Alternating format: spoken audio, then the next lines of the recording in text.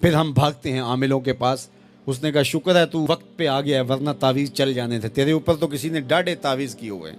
او میاں وہ تعویذ جھوٹ کا ہے, وہ جادو ٹونا جھوٹ کا ہے. رحمت کے فرشتے دور ہٹ گئے اور ہم اندھیروں میں آ گئے.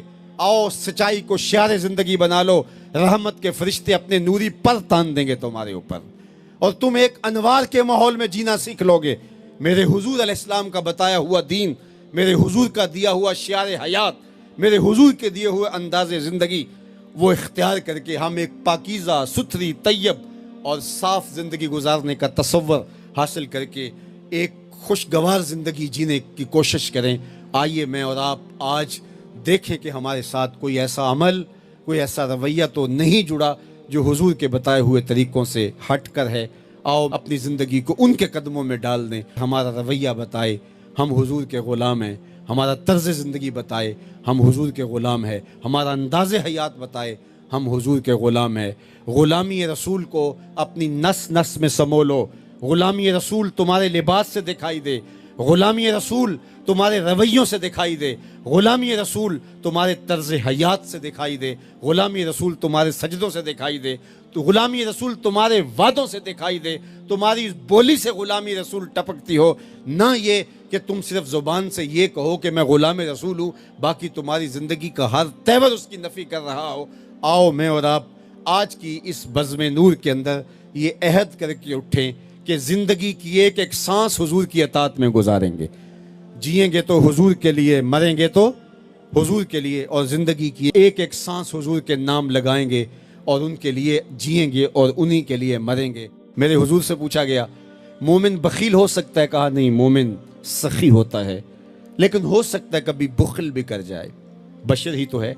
پھر پوچھا گیا مومن بزدل ہو سکتا ہے؟ کہا نہیں, بہادر ہوتا ہے, لیکن ہو سکتا ہے کبھی بزدلی بھی کر جائے. بلکہ ایک مقام پہ فرمایا مبخلتن مجبنتن, اولاد کے بارے فرمایا جب بندے کی اولاد ہو جاتی ہے تو دو خصلتیں آ جاتی ہیں, اولاد بخیل بھی کر دیتی ہے, اولاد بزدل بھی کر دیتی ہے.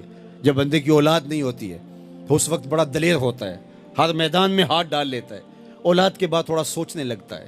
تو میرے حضور نے فرمایا مبخلتن مجبنتن, اولاد تھوڑی سی بخل بھی پیدا کر دیتی ہے, اولاد تھوڑی سی بزدلی بھی پیدا کر دیتی ہے. تو پوچھا گیا مومن بزدل ہو سکتا ہے؟ کہا دلیر ہوتا ہے, لیکن ہو سکتا ہے کبھی بزدلی بھی کر جائے. پھر پوچھا گیا بخیل ہو سکتا ہے؟ کہا سخی ہوتا ہے, لیکن ہو سکتا ہے کبھی بخل بھی کر لے. تیسری بات میرے حضور سے پوچھی گئی مومن جھوٹا ہو سکتا ہے؟ فرمایا جھوٹا نہیں ہو سکتا. یہ طے شدہ بات ہے کہ مومن ہو اور جھوٹا ہو یہ نہیں ہو سکتا.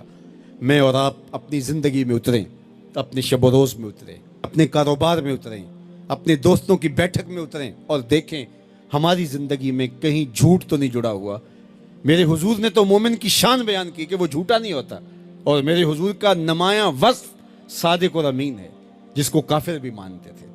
جب آقا کریم نے کوہ صفا پہ چڑھ کے کہا میں اگر کہوں کہ پہاڑ کی دوسری جانب سے ایک لشکر آ رہا ہے جو تمہیں طاقت و تاراج کر کے رکھ دے گا تو تم میری بات مان لو گے؟ تو انہوں نے کہا نہ بھی نظر آیا تو ہم کہیں گے ہم اندھے ہیں, آپ سچے ہو. جو اتنا سچا, جس کی صداقت کی قسمیں کھائی جائیں, جس کی امانت کی قسمیں کھائی جائیں, ہم اس کے غلام اور اس کی امتی ہوں. یہ بالکل آپ کے پاس جاپان بستا ہے, ایشیائی ملک ہے, اور وہاں بچہ بھی جھوٹ نہیں بولتا. وہ کوئی اور گوشت پوست کے بنے ہوئے انسان ہے, نفس اور شیطان ان کے ساتھ نہیں جڑا ہوا؟ کیا ان کی ضروریات اور ان کی مجبوریاں نہیں؟ لیکن وہ جھوٹ کیوں نہیں بولتے؟ ان کی ماں نے بتایا بیٹے جھوٹ نہیں بولنا, ان کے باپ نے بتایا بیٹے جھوٹ نہیں بولنا, ان کے استاد نے اسکول میں بتایا بیٹے جھوٹ نہیں بولنا. اور ہم کیوں بولیں؟ ہمارے نبی نے بتایا جھوٹ نہیں بولنا, ہمارے آقا نے بتایا کہ جھوٹ نہیں بولنا.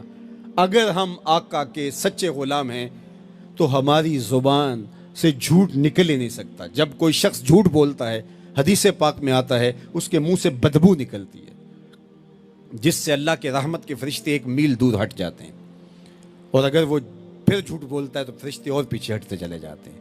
اب سویر سے لے کر شام تک جھوٹ جھوٹ اور جھوٹ, اور فرشتے کہاں کے کہاں پہنچ گئے. رحمت کے فرشتے تو نیڑے ہیں ہی نہیں, تو پھر کاروبار میں بھی بے برکتی ہوگی, گھر میں بھی بے برکتی ہوگی, اس دواجی زندگی میں بھی تلخیاں ہوں گی. حنظلہ رضی اللہ تعالیٰ عنہ حضرت ابو بکر رضی اللہ تعالیٰ عنہ کے پاس آئے اور کہا نافق حنظلہ, حنظلہ منافق ہو گیا. تو حضرت ابو بکر حیران ہوئے اور کہا کہ کیا ماجرا ہوا؟ کہا کہ حضور کے پاس ہوتے ہیں تو کیفیت اور ہوتی ہے، اور جب واپس آ جاتے ہیں تو پھر وہ کیفیت برقرار نہیں رکھ پاتے۔ یہی تو نفاق ہے کہ وہاں کیفیت اور ہے اور یہاں کیفیت اور ہے۔ تو حضرت ابوبکر صدیق رضی اللہ تعالیٰ عنہ نے فرمایا کہ یہ حالت تو میری بھی ہے، چلو حضور کے پاس چلتے ہیں۔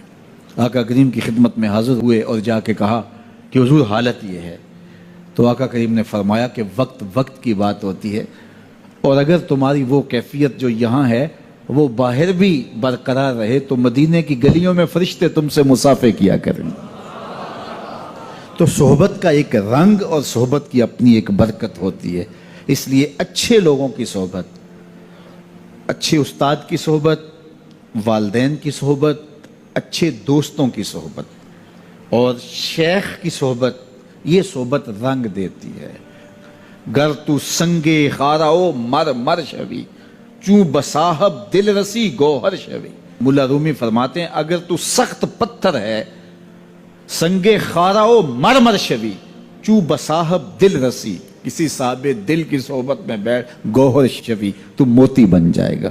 صحبت رنگ چڑھائے گی نا، صحبت رنگ چڑھائے گی۔ شیخ سعدی فرماتے ہیں میں حمام میں گیا تو وہاں مٹی تھی اور میں نے سونگا تو اس سے خوشبو آ رہی تھی، تو میں نے کہا تو مٹی ہے اور تیرے وجود سے خوشبو آ رہی ہے؟ تو اس مٹی نے زبان حال سے جو جواب دیا وہ شیخ سعدی نے نظم کیا کہ اس مٹی نے کہا کہ میں ہوں تو مٹی لیکن چند دن تک پھول کے قدموں میں بیٹھی رہی ہوں۔ جمال ہم نشیں در من اثر کر وگرنہ من ہما خاکم کے ہستم، میرے ہم نشیں کا جمال میرے اندر سرایت کر گیا ہے، ورنہ ہوں تو میں ذات کی مٹی۔ اللہ اکبر۔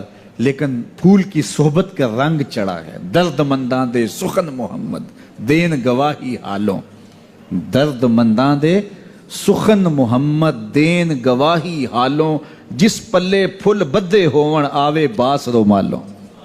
یہ صحبت کا رنگ ہے جو اثر پذیر ہوتا ہے، اس لیے ہمیں اہل اللہ کی صحبت میں بیٹھ کے، صالحین کی صحبت میں بیٹھ کے، اچھے لوگوں کی صحبت میں بیٹھ کے سیکھنا چاہیے۔ تو اولادوں کو اپنے والدین کی صحبت میں بیٹھ کے جو ہے وہ سیکھنا چاہیے۔ دور موجود کے اندر سکھانے والا کوئی پاکیزہ وجود نہیں رہ گیا، ہم سب کچھ سوشل میڈیا سے سیکھتے ہیں۔ سوشل میڈیا سے آپ کو معلومات تو نصیب ہوں گی لیکن تربیت نصیب نہیں ہوگی۔ آدمی بناتے ہیں، تربیت کسی شخص کی صحبت کے نور سے نصیب ہوتی ہے۔ تو اس لیے ہمیں یہ صدق مقال اور عقل حلال یہ اچھے لوگوں کی صحبت سے نصیب ہوگا۔